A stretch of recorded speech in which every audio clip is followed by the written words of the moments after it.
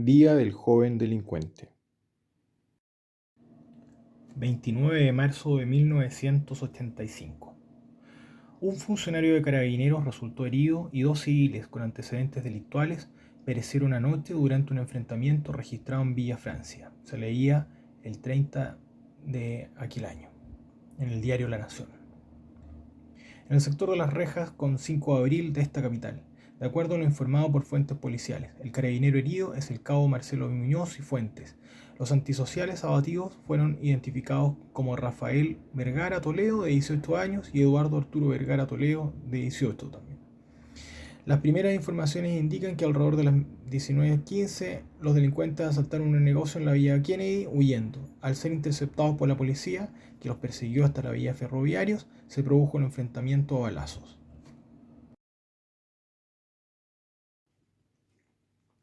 Los hermanos Vergara Toledo planificaron una acción dolosamente, el asalto a la panadería donde fueron descubiertos por carabineros.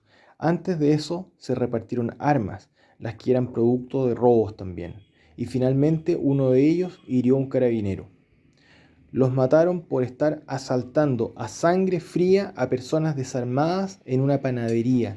No estaban luchando por la paz, estaban robando a una pyme, a una panadería de barrio. Eduardo Vergara Toledo efectuó 3 disparos contra carabineros. El que los tilde de combatientes no sabe que en realidad eran delincuentes comunes, que fueran parte del MIR es otro cuento, pero eran delincuentes comunes, que además eran terroristas. Atentaban contra cualquier civil que se les cruzara en el camino.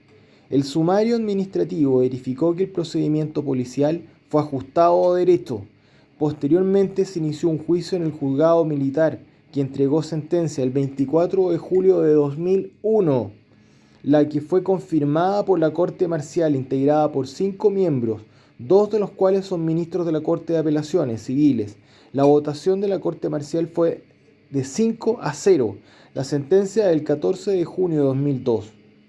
Ella declaró extinguida la responsabilidad penal del subteniente y los carabineros, determinándose el sobreseimiento total y definitivo. La familia Vergara Toledo presentó un recurso de casación a la Corte Suprema, el que fue declarado inadmisible. Con esta resolución el caso quedó con cosa juzgada. Que nadie les cuente otra historia. No eran combatientes, eran delincuentes y además terroristas. Y los terroristas son enemigos del pueblo chileno y enemigos de la patria. Esa misma noche fue ajusticiada también Paulina Alejandra Aguirre Tovar, miembro del movimiento Izquierda Revolucionario, movimiento terrorista, y señorita que fue descubierta con municiones de guerra al interior de una cabaña que arrendaba. En cuanto a los hermanos Vergara, Carabineros ordenó que se detuvieran, y según algunas personas no se detuvieron, arrancaron. El furgón los siguió pidiendo refuerzos, los acorralaron y un carabinero disparó obligándolos a huir hacia donde los estaban esperando y ahí los acribillaron. Eduardo murió instantáneamente, Rafael quedó herido, fue subido al furgón y rematado ahí. Posteriormente su cuerpo fue arrojado junto al de su hermano. La familia Vergara Toledo era muy católica y de gran actividad en las comunidades cristianas de base en la zona poniente de Santiago.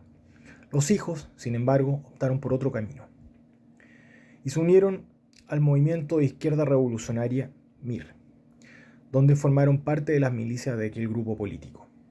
3 años más tarde, el 5 de noviembre de 1988, otro hermano Vergara Toledo, Pablo Orlando, de 25 años de edad, fue abatido en una acción de propaganda armada del MIR en los alrededores de la ciudad de Temuco. Junto a Pablo murió también la joven Araceli Romo Álvarez, de 26 años.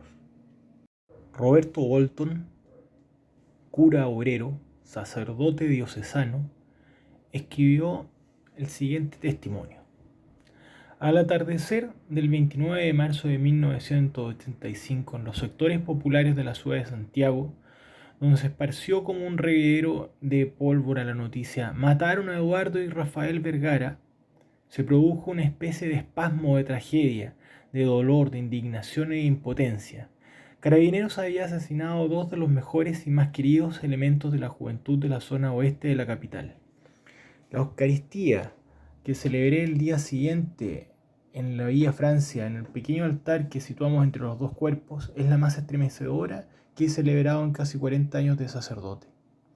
El funeral del día 31, el traslado de los restos en hombros de sus compañeros, desde Villa Francia hasta la iglesia de Jesús Obrero, la Eucaristía que allí se concelebró por decenas de sacerdotes en medio de una muchedumbre que el vasto templo no pudo contener, la marcha después al cementerio entre banderas, aclamaciones, consignas y cantos, fueron actos que revistieron una mezcla de fe pública religiosa y de combatividad vibrante pocas veces vista. Después, todos los meses, el 29 de marzo, hubo en la Villa Francia, hoy como una estación central, una romería, un acto o una celebración en el lugar donde vivieron y donde murieron los Vergara, siempre significativa y activamente presididas por Manuel y Luisa, sus padres. Cada vez y poco a poco, estos actos se fueron transformando en un proceso que, no estoy muy claro cómo, concluyó en el Día del Joven Combatiente. Ya habían transcurrido los años 90 tras el retorno de la democracia. El sacerdote no lo dice, pero lo podemos agregar nosotros y además se concluye fácilmente. La pregunta de cómo se transformó en el Día del Joven Delincuente, en el que salen montoneras de criminales y de personas y de terroristas también, manipulados, al igual que lo fueron los hermanos Vergara, atizados por ideas delirantes y por discursos de odio de clase, de resentimiento social, que muchas veces son absolutamente infundados en una sociedad cristiana en la cual más bien se ve la caridad que otra cosa de las clases más acomodadas hacia las más desposeídas. Pero con estos discursos marxistas y neomarxistas y que propugnan siempre algún tipo de dialéctica que termina en matanza, asesinatos, genocidio, atentados terroristas. Ese mismo día, 29 de marzo, también ocurrió un hecho luctuoso, muchos años después. También una persona joven, pero que vestía un uniforme, que era carabinero y que estaba en cumplimiento de su deber. El cabo segundo, Alejandro Gálvez, muerto el 29 de marzo de 2015, con motivo de la conmemoración del joven combatiente. Él sí era un joven combatiente, era un joven soldado, un joven carabinero, que murió en un acto de servicio en cumplimiento de su deber, para proteger a la población, para proteger a Chile, no para atacarlo, como hacían los hermanos Vergara. Ellos no defendieron a Chile, no defendieron al pueblo, ni defendieron la justicia. Ellos defendieron la violencia, el odio y el resentimiento. Un resentimiento que no debemos olvidar, es falso. En Chile no hay esclavos, en Chile quien pisa su tierra queda libre.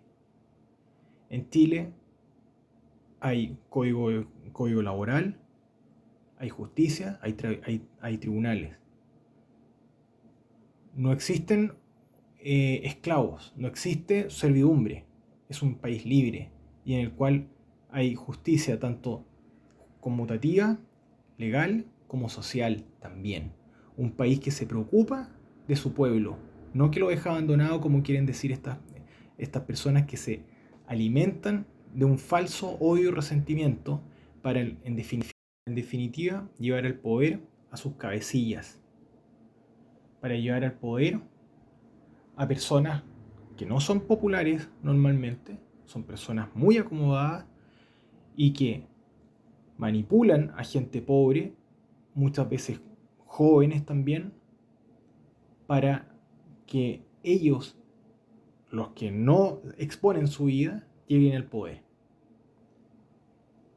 ¿Cómo cierto personaje que no vamos a señalar, pero que tiene una alta magistratura de la República, gracias justamente al amotinamiento, la subversión, el despliegue de la violencia por sobre la justicia y la fuerza legítima.